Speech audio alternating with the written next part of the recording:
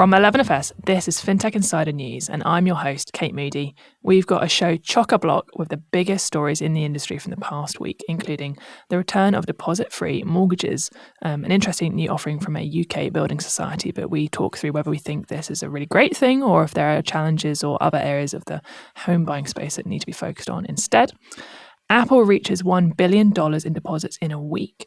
Some really impressive numbers, but we kind of really dig into that to kind of understand like how impressive is this and what does this tell us about Apple's wider strategy in the financial services space. And Eurovision insurance claims revealed. We dig into some of our music-related mishaps and also talk about European fintech contests. We'll get into all this and much more today's show, so let's crack on. But first, a few brief messages. Don't go anywhere. Hello, lovely listeners. We just wanted to let you know that Global Processing Services, otherwise known as GPS, the payments platform trusted by the leading issuers to process billions of transactions a year, have changed their name to Thread. Why Thread? Well, Thread because their tailored payment processing solutions are the thread that connects payments innovators of the future. Thread because they are a true partner, becoming part of the fabric of your business as it grows.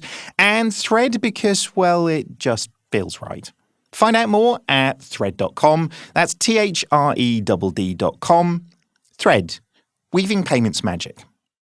Hello and welcome, LFG people, to Fintech Insider, Blockchain Insider, 11FS Spotlight, 11FS Explores, Open Mic Night, After Dark. Through our podcasts, videos, newsletters, and live events, we have a direct line to a truly global fintech community.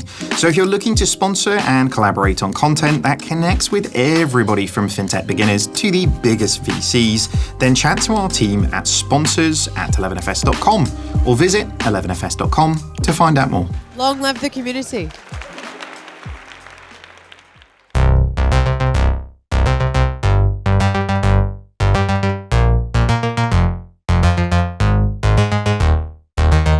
Welcome to episode 738 of Fintech Insider. I'm Kate Moody, Customer Strategy Director at 11FS, and I'm joined this week on Fintech Insider News by some brilliant guests to break down this week's biggest stories in fintech and financial services. Firstly, it's my 11FS colleague, Ross Gallagher, Ventures lead. Hey Ross, great to catch up. What's going on in your world right now? What's in the pipeline that you're excited by? Hey Kate, yeah, look, great to be here with you and our guests. I think I've got lots going on. I mean, lots of really great opportunities, partnering with sort of top clients to deliver what are really sort of ambitious new ventures. So everything from sort of building new digital banks in the Middle East to sort of rethinking financial well-being and security here in the UK. So yeah, lots of really exciting stuff.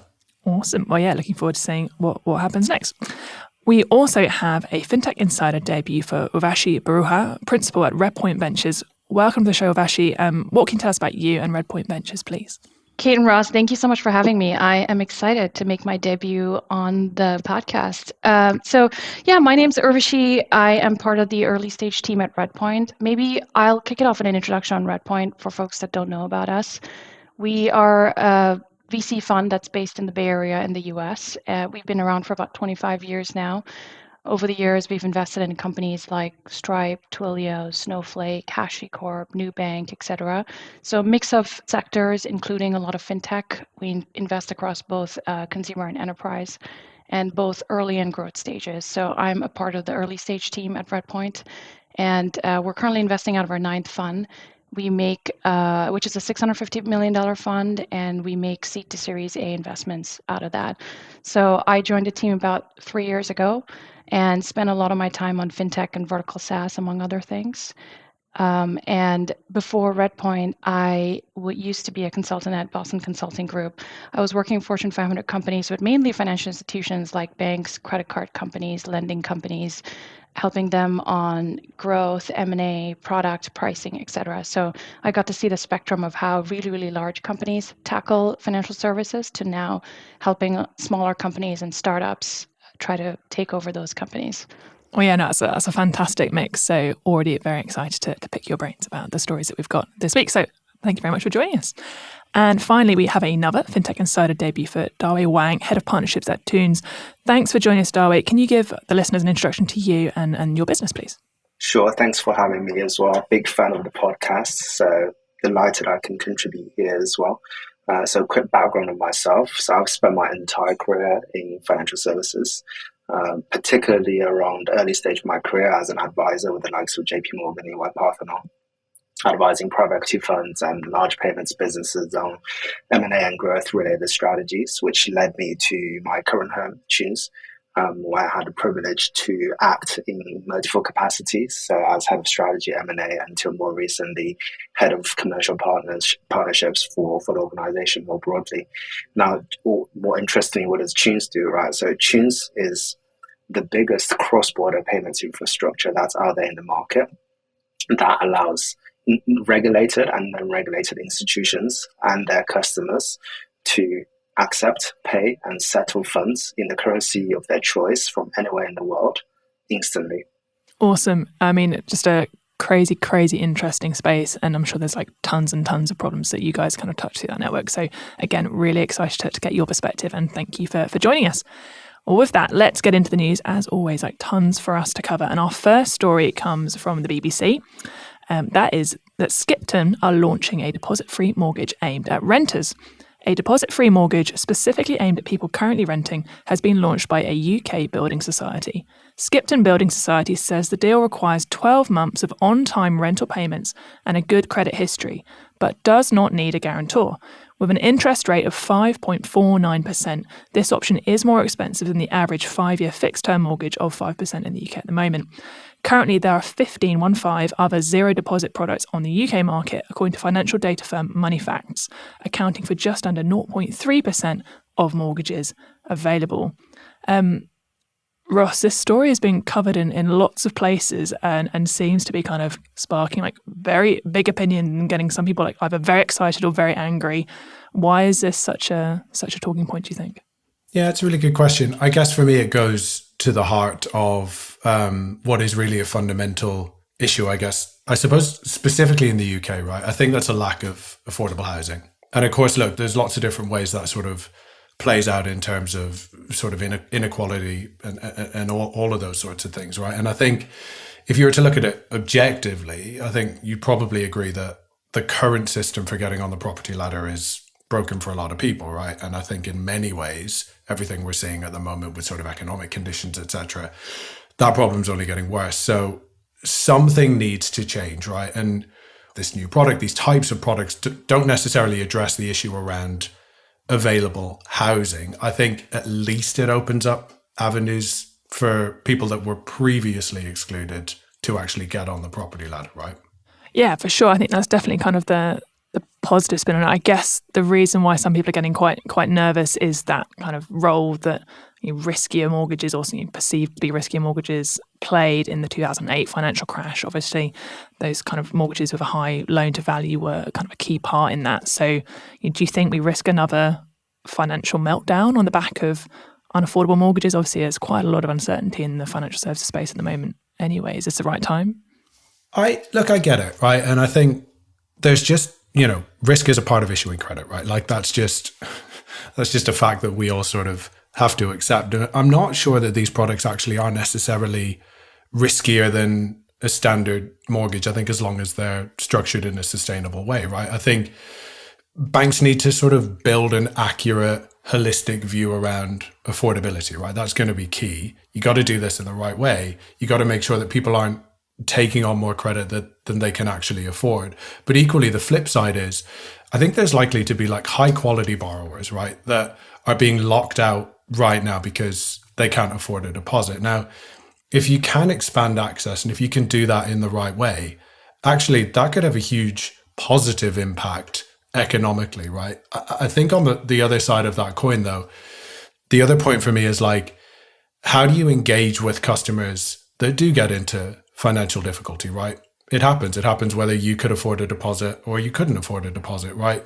How do you pick up maybe on the warning signs ahead of time and actually proactively reach out to customers, work with them to help resolve the situation? I think if you look at people like Oak North, for me, they're a real standard bearer in this space, right? They manage defaults, they work with clients, they paint a picture on an ongoing basis of like their financial health, their financial well-being. They help them through tough periods. So I think there's more that banks can do in that sense, but ultimately this is about setting things up in the right way, making sure it's sustainable, and managing risks in the same way we have to manage risk with all financial and all credit products.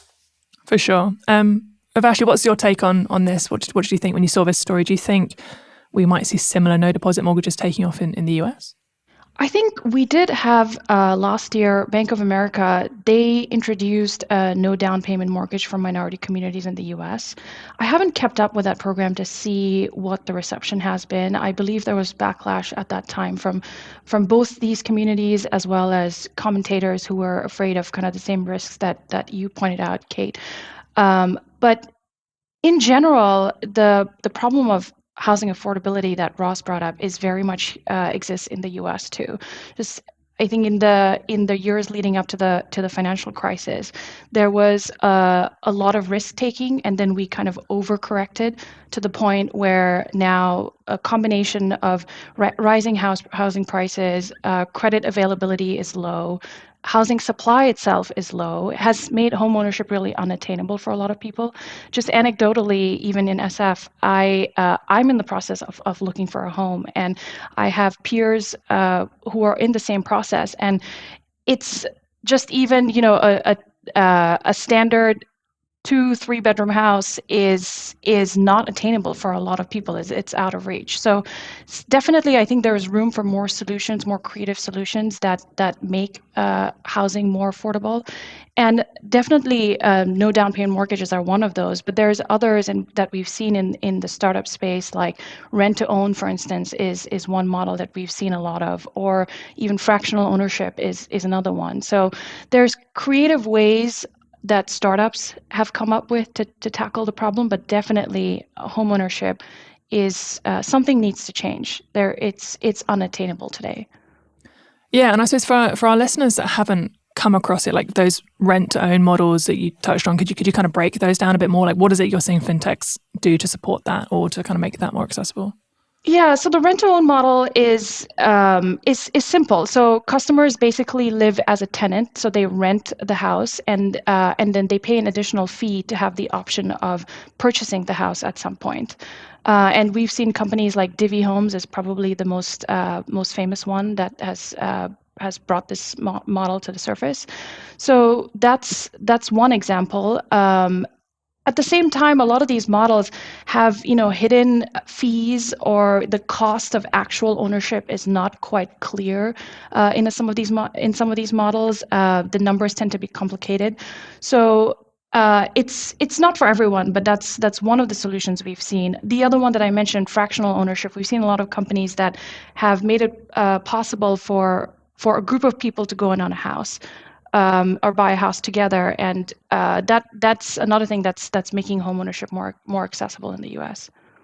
Brilliant, thank you. Dawei, I'd love to get your take on this as well. We've touched on some of the complexities in this space. Urvashi's given us some great overviews of some of the things that are being tackled by fintechs. But really, do you think this is something that financial services can solve, or is this kind of more about policy? I know that Thunes is in many markets, but I'm super fascinated by Singapore, which I think is your home market.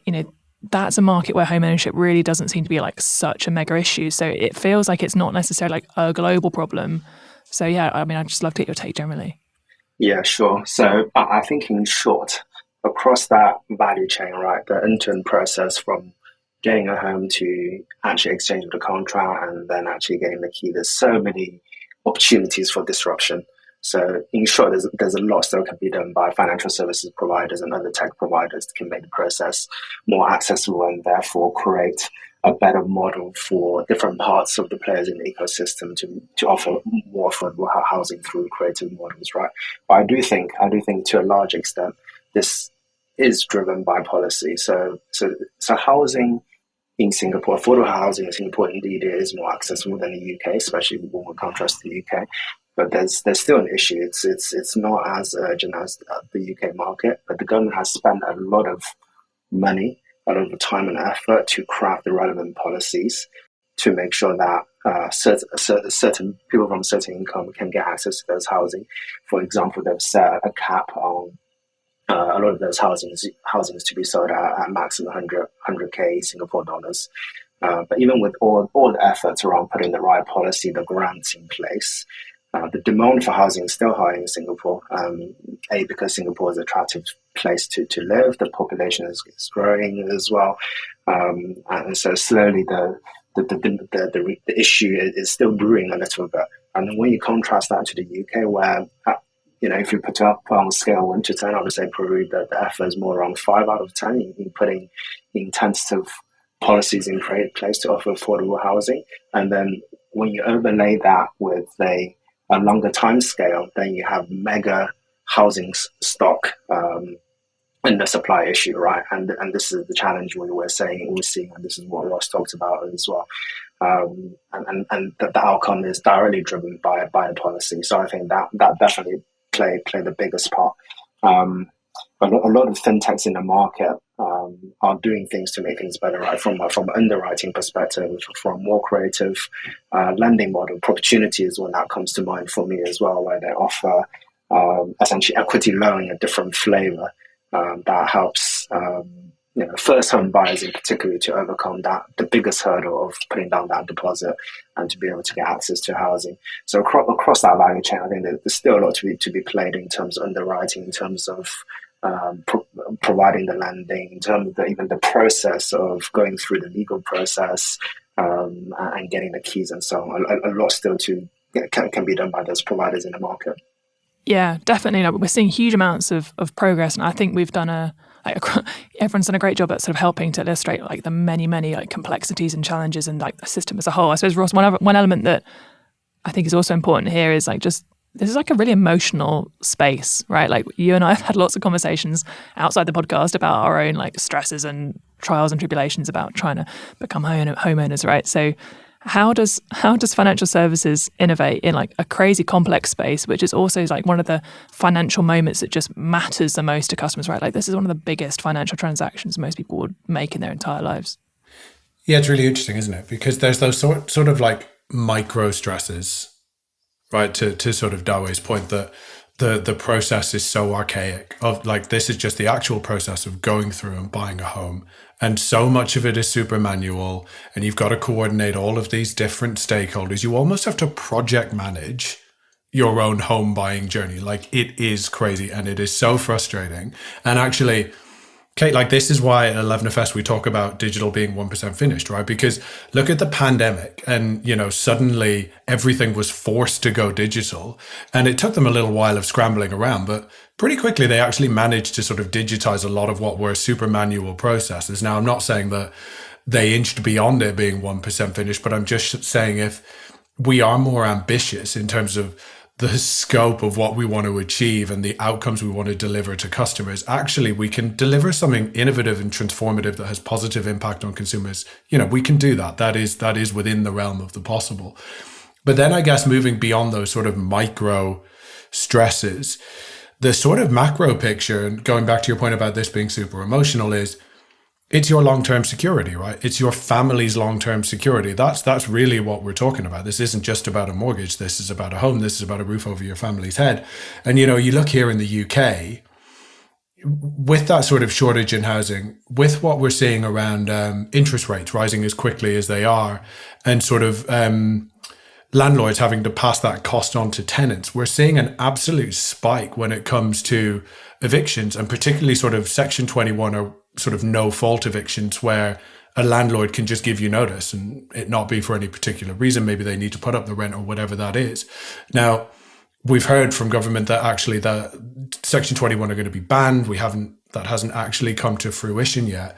So being able to actually get on the property ladder, have a little bit more control over that long-term financial security, I think hugely emotional. I can't imagine anything more emotional.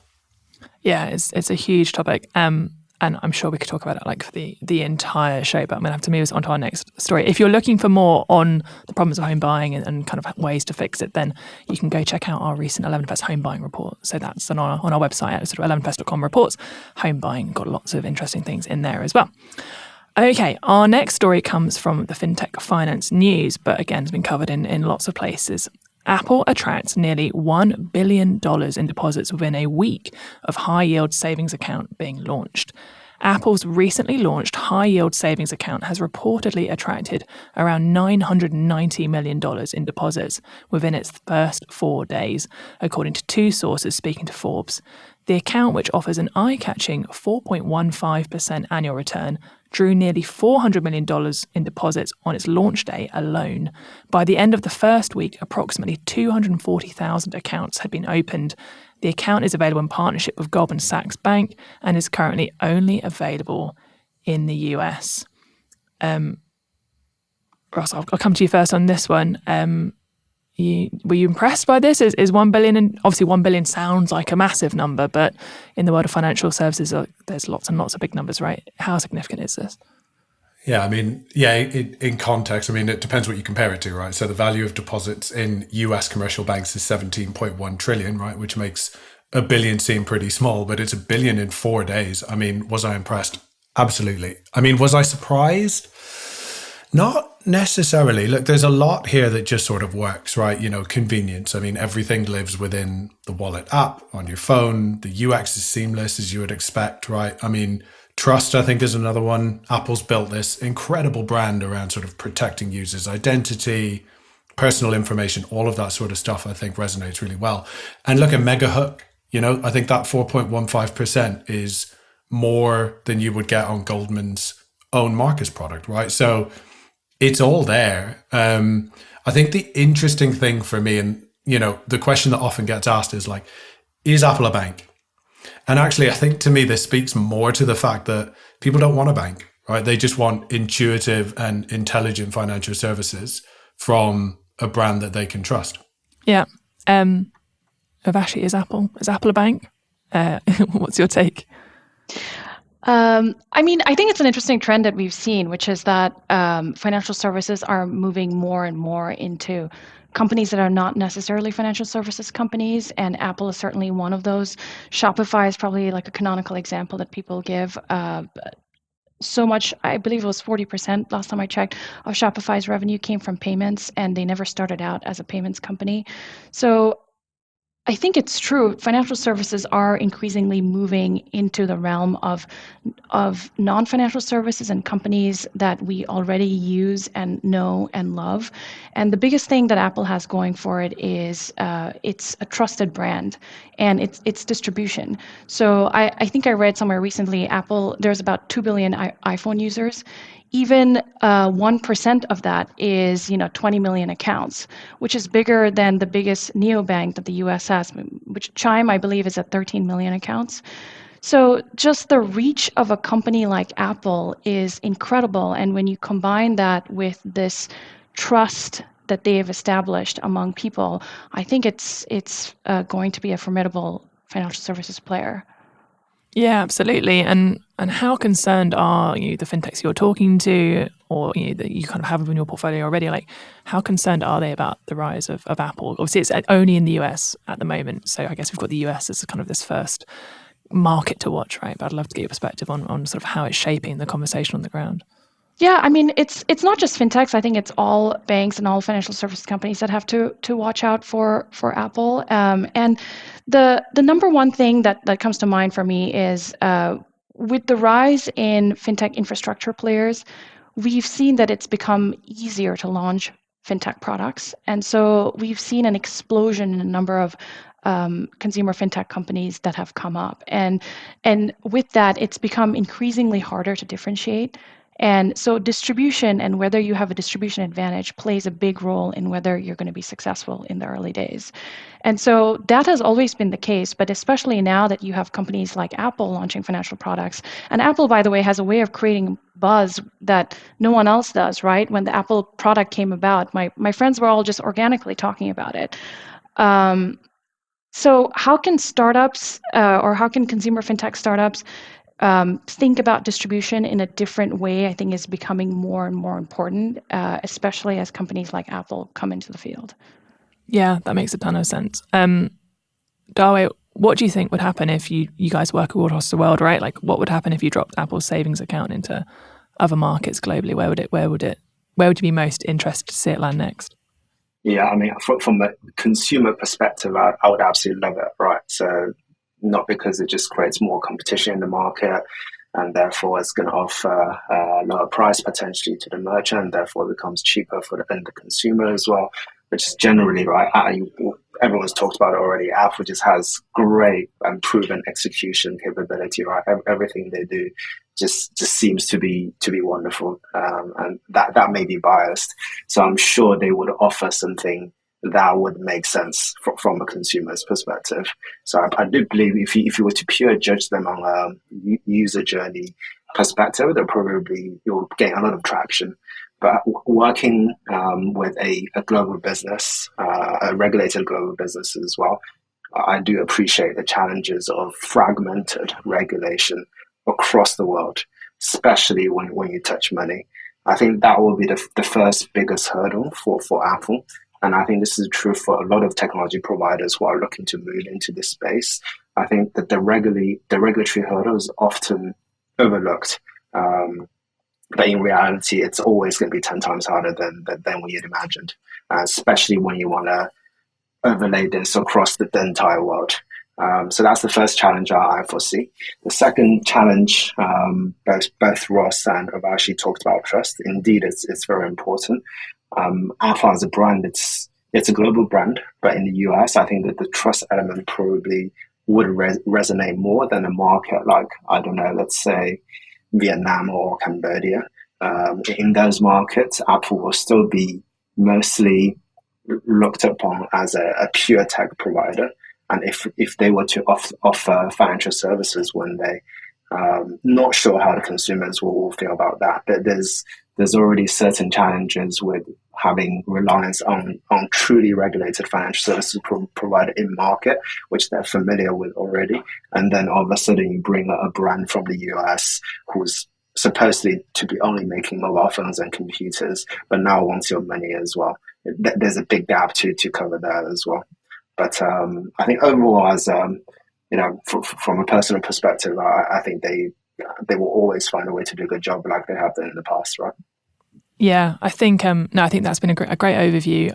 I suppose that was my initial reaction, right? Like you see them rolling out kind of layer upon layer of this new offering within the payments and banking space, and you kind of like my brain is sort of thinking like why are you not taking, if you're having such success, like why aren't you rolling this out faster in some of your other markets? But as you've alluded to, there is just a ton of complexity that sits behind the scenes here that we probably have an idea of, but it's probably only kind of within those teams themselves, or they kind of really understand like the sheer scale of what it is they're trying to do and kind of the right pace to do that.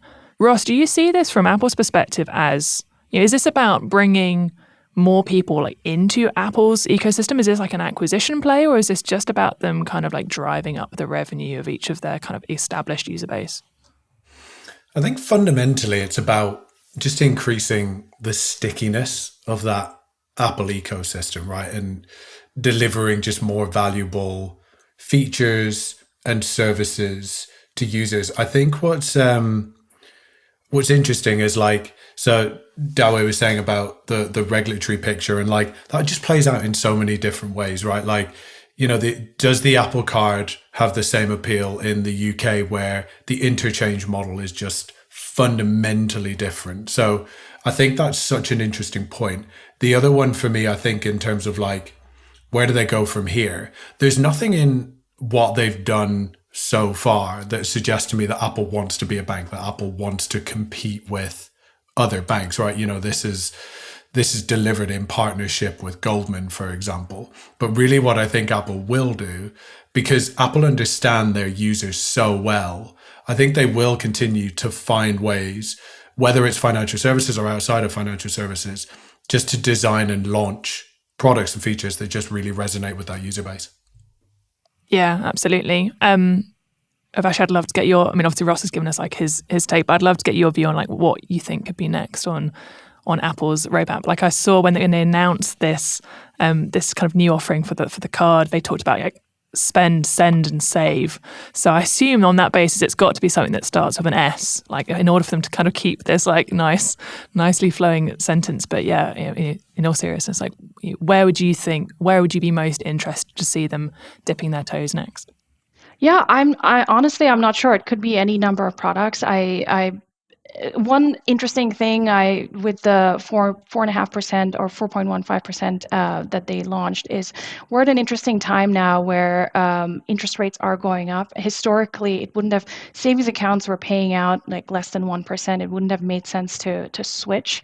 But we're at a time now where everyone's looking around and asking, well, how much are you getting from your bank? And well, if Apple is giving me 4.5%, then why shouldn't I switch? Why shouldn't I? And they made it so easy for you to sign up with just your iPhone. So I think they're going to continue to find other interesting wedges like that. I'm not sure what comes next, but I'm sure whatever they'll do, it'll be to that point that Ross made about keeping the user even more entrenched in the Apple ecosystem.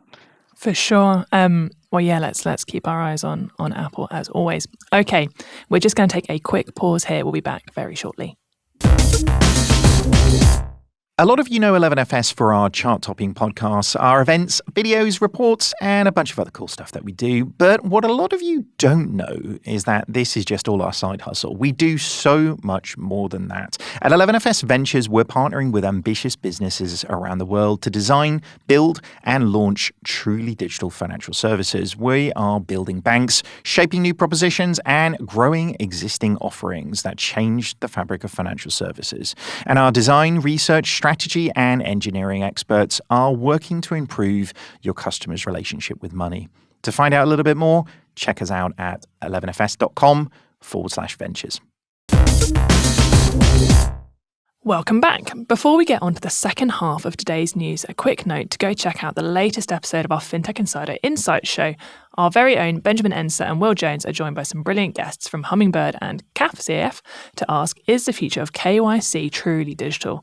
A fantastic discussion on know your customer, know your business, and the future of regulation, which, as we touched on today, is just crucial to all the growth in the fintech space generally. So go check that podcast out wherever you got this one. Okay, let's get back into the news. Our next story comes from TechCrunch, and that is that WhatsApp now allows Singapore-based users to pay businesses within the app. After India and Brazil, WhatsApp is launching the ability to pay businesses within a chat in Singapore. WhatsApp has built this payment feature using Stripe Connect and Stripe Checkout solutions, making in-app payments available online and offline. Customers can pay businesses using credit cards, debit cards, or Singapore's Pay Now fund transfer system. Meta said the feature to accept payments through WhatsApp is available only to a few businesses at the moment, but it plans to expand the availability to more merchants over the coming months. Dawei, as someone in the payment space, working for a company with a big presence in Singapore, hope you won't mind if I come to you first, and so I'd love to get your take. Firstly, I suppose just to set the scene for us, like how prevalent is WhatsApp in Singapore? We see all these different platforms having such different uptakes in different parts of the world. Yeah, it's extremely prevalent, right? I think depending on what report you read, the number in terms of penetration is always 80% plus. And then from just a pure kind of day-to-day interaction with my colleagues, and whenever I go to Singapore, it's clear that this is the preferred option for communication, right? So highly used. Okay, no, that's really helpful to kind of set the scene. And I suppose more generally, like how are small businesses currently sort of making or receiving payments on a day-to-day basis? Like what is it that WhatsApp is trying to disrupt here? Yeah, so it's probably not going to be too surprising for you. So there's a lot of traditional payment methods like bank transfer, card payments, debit and credit. Being Singapore, there's of course the Grab Pay, which has been developed by Grab. There's Pay Now, which is essentially the faster payment of Singapore as well. And then there's also a couple of global brands, global payment gateways that support the market as well, including Stripe, of course, but also the likes of PayPal as well, as another example. So, all well-established providers in the market already, right? Yeah. Okay. And I suppose, what is it that Stripe/WhatsApp, are competing against here? Like, what is it that they believe you think they can do differently or offer that's better or improved to customers? I suppose, what's broken with the system at the moment, would you say? Yeah, there's there's a lot to like about this partnership, right? If I were to think about my own user journey, for example, right, I even conclude some of my deals on WhatsApp. As some sort of a verbal written confirmation, right? Of course, in a B2B world, I can't just make a ask request for a payment via a payment link. But if you take that scenario to an SME type of trade, it gives you the opportunity to conclude a deal, to close the deal without having to leaving the platform. Every salesperson or every business owner will really appreciate the value in that, because any delay in closing is going to be a nightmare for you. So for those SME merchants, there's tremendous amount of value in embedding that payment into the ecosystem, right?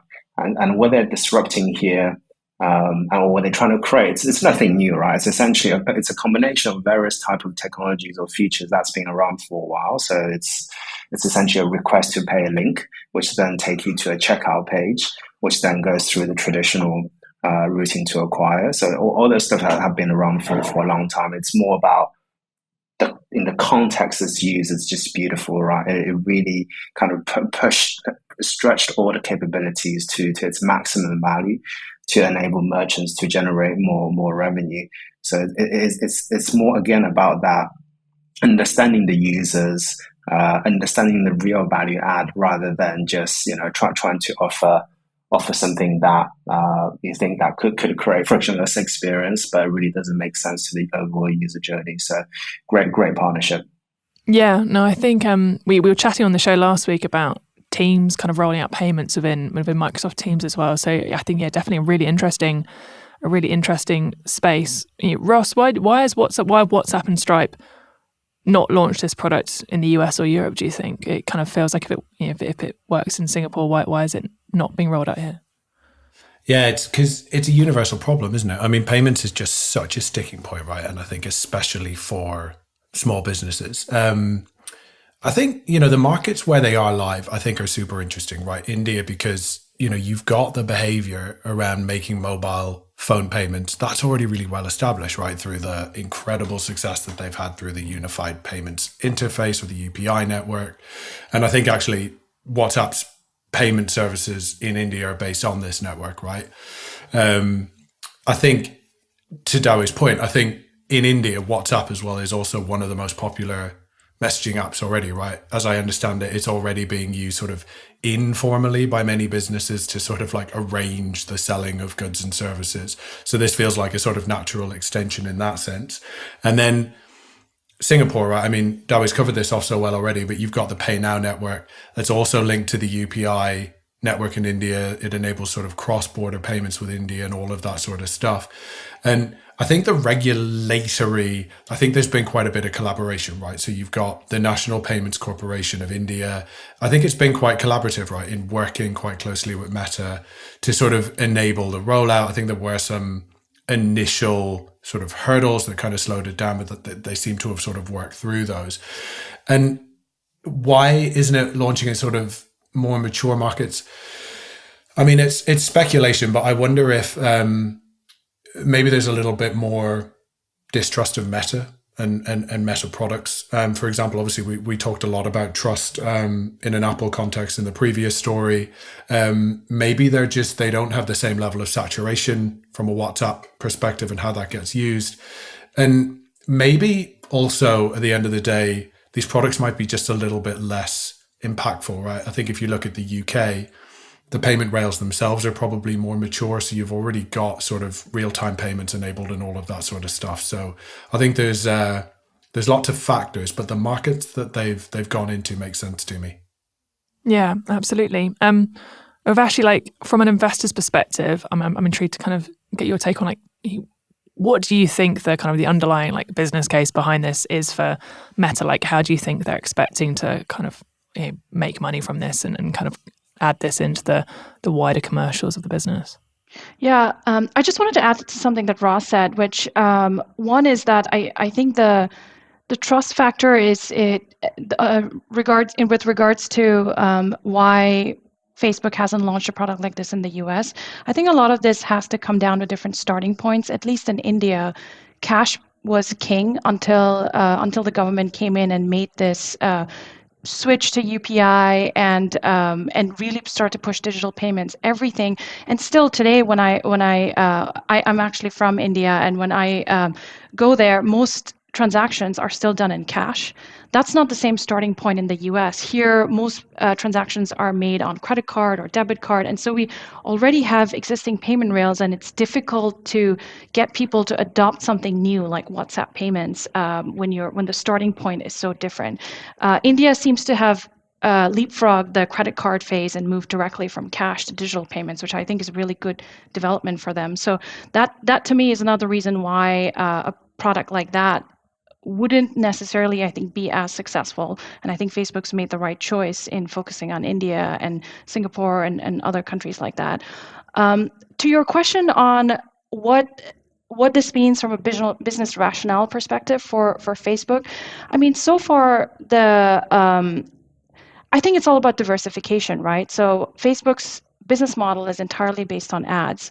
Ads are around monetizing engagement, but increasingly, as they've seen, at least in the US, their engagement numbers have fallen, and they've historically managed to keep engagement up through acquisitions. But they're at this point where big acquisitions are going to be really difficult for them from an antitrust perspective. So I think they're looking at ways in which they can, one, diversify their business model, and two, keep the user even more entrenched in the ecosystem. This is similar to what we were discussing with Apple. So it's true that in India, WhatsApp is extremely popular. Businesses already conducted on WhatsApp, and it makes sense to just add payments, again, to the point we were talking about earlier, embedded at the point of need.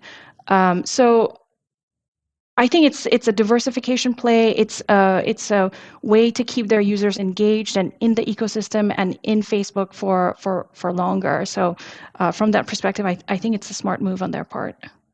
Yeah, absolutely. Again, as always, like another one for us to keep our eyes on. We did have the question of like, is Meta a fintech now? But sadly, we don't have time for it because we've got to move on to our next story. But I'm sure that will come up again at some point in the future.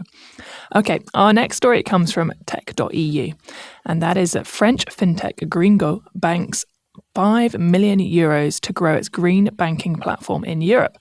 French fintech startup Gringo is looking to bring climate-conscious banking to Europe. The neobank has raised 5 million euros, part venture capital and part crowdfunding, to fuel a European expansion and develop its offering of personal saving accounts and accounts for sole traders. Founded in 2020, Gringo looks to offer a sustainable approach to banking and finances. The neobank offers its customers alternative and 100% transparent and ecological bank accounts, which with each payment contribute free of charge to the financing of the depollution of the oceans, the afforestation, or the development of renewable energy. In addition, Gringo has engineered its own carbon calculator for its users to measure and control CO2 emissions linked to their spending.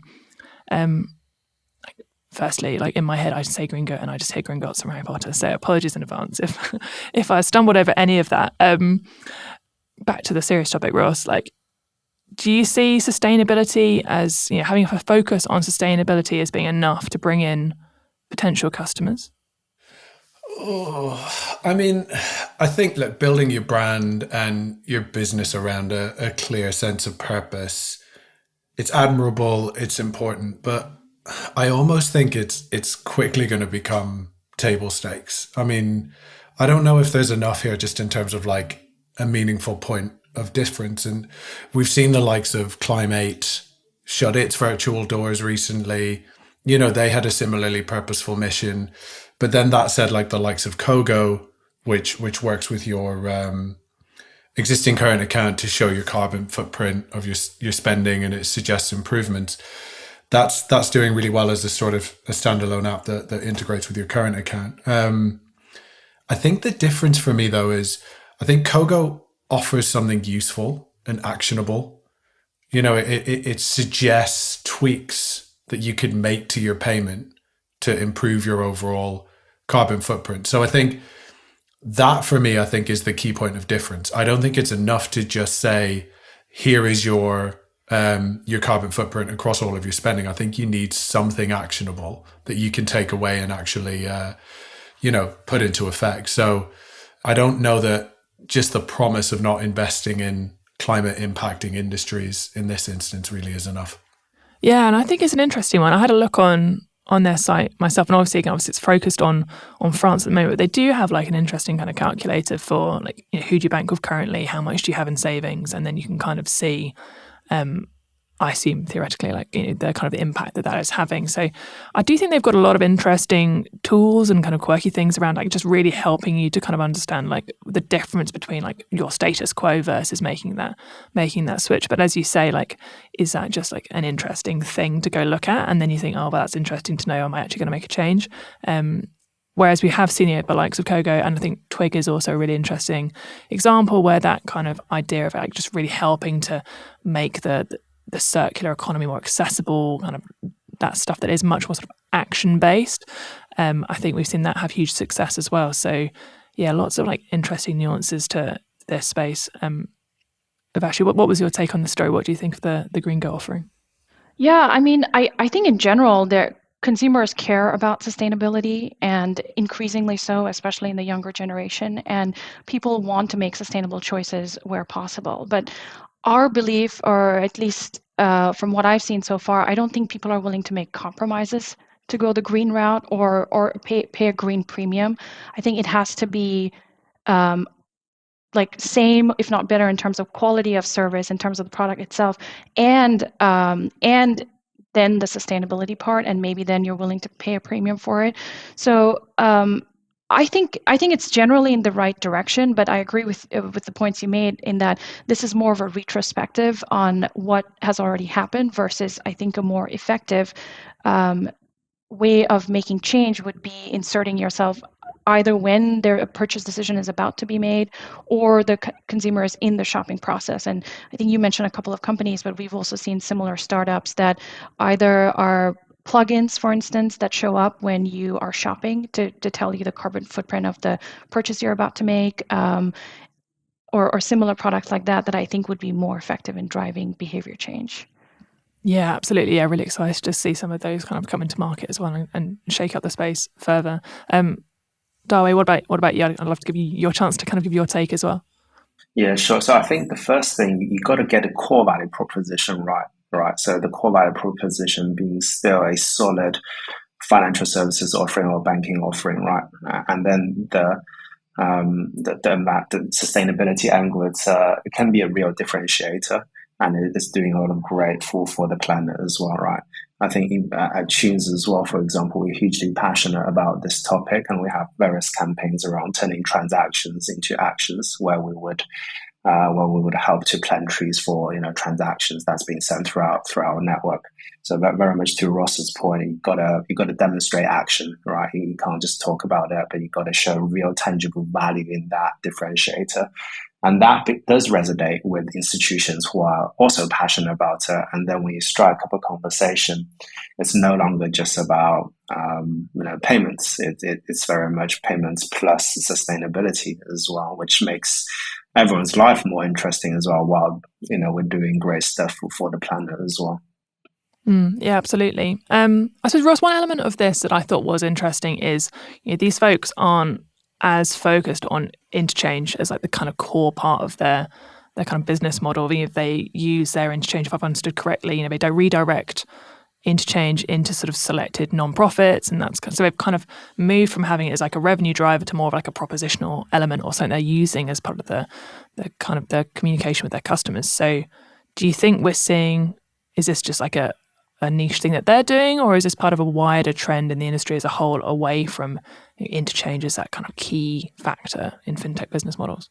No, I really like what they're doing in terms of the rethinking the interchange model, and to your point, almost making that part of the proposition. But I suppose I'd go back to Urvashi's point about the green premium, right? I mean, they're talking about a $6 per month subscription fee, and I just don't know that customers are really going to be happy to pay that to sort of get that from the proposition, right? But one thing I want to I suppose I took quite a contrarian position on this story at the beginning. One thing that I do want to say is there is something in being really straightforward and upfront with your users about where you are investing money and all of that sort of stuff. And if those are in sort of climate positive ways and have positive social impacts and all of that sort of stuff, you don't really get that from the big sort of global banks, right? And we saw that whole Richard Curtis, Kit Harington and Rose Leslie short sort of comedy film a couple of weeks ago where they were sat on like a therapist couch, and it was all sort of building up to the fact that one represented a bank and one represented an oil company. And despite the fact that they were saying that they're green, actually behind the scenes, they were investing in oil and fossil fuels and all of that sort of stuff. So actually, I want to be clear that actually the straightforward nature of this and knowing where that sort of money trail goes and that it's going into initiatives, companies, industries that have a positive impact, actually, I think is a really positive thing and really important. Yeah, absolutely. We've had some different opinions across the panel, right? So I suppose I'm keen just to wrap up this story, just to get a quick fire, I suppose, on of the panel here, who would actually sign up to a property? Obviously, none of us are in France at the moment, right? So we can't. But if this was going to land on your doorstep, Urvashi, would you sign up to something like this if it was presented to you tomorrow? As it is, probably no. Okay. If I'm being honest. Yeah. I think the point first, it's difficult to switch these products. Financial products are so sticky. Something has to be really, really amazing for me to want to switch. And I think to Ross's point, people aren't ready. I'm not sure if I'm ready to start paying $6 for banking, right? When I'm used to getting it for free, even though the number of hidden fees that people pay for all sorts of things like ATM fees or late fees, et cetera, is, but still, it's a hidden fee. We do end up paying those fees, but the idea of having to pay $6 every month to access financial services is, I think, still very, very new to me. And personally, probably the value prop isn't quite there yet. Yeah, fair enough. I think it's generally like a big thing to kind of see like whether subscription models as a whole become slightly more acceptable within financial services. Like I remember like when I first joined 11FS and kind of moved into financial services like properly, I was like horrified at some of the fees that people pay in other markets when I'm used in the UK to not paying for my bank account at all. And then you realise, as you say, that there's all these hidden fees and things that you're paying for. You're paying for your account, you just don't realise you are. So I am really intrigued to kind of see if like more transparent subscription models where you pay but you receive a service, and that kind of relationship is clearer. I'm keeping an eye on that personally. Okay, now for the section of the show called Big Click Energy, a quickfire roundup of some more click-worthy news this week. Ross, I believe you're going to kick us off here. I am, and this one comes from the Financial Times. So the US Securities and Exchange Commission has paid out its largest ever award to a whistleblower, almost $279 million, the regulator announced. The award is more than double the previous record amount of $114 million, which was announced in October 2020. The agency did not name the person who was paid the reward, nor did it say which enforcement actions resulted in the payment, a policy designed to protect whistleblowers who want to remain anonymous. The SEC's whistleblower program rewards individuals who provide original information that leads to a successful enforcement action. Awards can range from 10% to 30% of the money collected when the sanctions exceed $1 million. But being a whistleblower doesn't pay everywhere. The UK's Financial Conduct Authority does not currently provide monetary rewards to whistleblowers. Now, we put out a poll on the 11FS LinkedIn page asking, should regulators offer financial rewards to whistleblowers? It's quite resounding. 81% said yes, while only 18% said no. So, I guess this is about putting the right structures and incentives in place to encourage the behaviors we want, rewarding whistleblowers for calling out bad actors. I think done in the right way, this could be really impactful, right? You're always going to get bad actors. They're always going to be creative in how they try to get around the rules, the regulations. So you're going to need creative ways to uncover these types of behaviors. So, it's an eye-watering amount, but definitely an interesting story. Yeah, that buys a lot of pina coladas. Wow. Okay, let's bring everybody back for the final section of today's show, looking at a more light-hearted story from the last week. This one comes from The Independent. Music-related home insurance claims are revealed as European nations gear up for Eurovision. Eurovision Song Contest fans are being reminded to make sure their celebrations hit the right note by avoiding accidental damage. The annual song contest sees nations across Europe, as well as Israel and Australia, randomly, but for good reasons behind the scenes, compete in a musical competition with nations voting for a champion. The competition has been running since 1956 and is being hosted in Liverpool this weekend. Aviva has said that it's seen various claims related to music events and parties over the years, including some where customers mentioned Eurovision. In one incident, a Eurovision enthusiast became so excited watching the show that their margarita cocktail was sent flying, tipping into their laptop. Aviva has also dealt with general party-related mishaps, including curry dropped in a guitar, an electric piano cracking in half after it was sat on, and drinks being spilled into an amplifier. Oh, fun times. Ross, have you had any music-related mishaps where you've damaged prized possessions? Oh, Kate, what do you want from me on this story? I want dirt. I want insurance-related dirt. I just genuinely don't have any. I don't know. I mean, I said to our producer Matt before we started recording that when I read this story on our show notes before, I felt like we were scraping the barrel. I have nothing to add. Dawei, can you say, have you got any fun anecdotes of mishaps to share with our listeners? Yeah, I mean, I don't know if this one counts really, right? Because it's somewhat music related, but it's not really a concert as such, right? So, especially in my younger days when we used to go to Ibiza and go to the Ibiza Rocks and all those kind of gigs. Your phone would always end up broken or get stolen or lost, and it happens repeatedly, time and time again. But you still carry on going. But yeah, that probably is the extent of the mishaps, really. Yeah, Urvashi, what about you? Honestly, I guess we're all very boring on this panel because I have never been part of a mishap like this. Sounds like I need to be doing music festivals better. So unfortunately, nothing comes to mind. I think my husband lost some prescription sunglasses in a aggressive dance zone at Glastonbury one year. And then just had to kind of not really be able to see anything for the rest of the festival. But yeah, Kate, I'm not comfortable with how you swerve that by throwing Dan under the bus. That's my general life approach to most things. Yeah, sorry, Dan.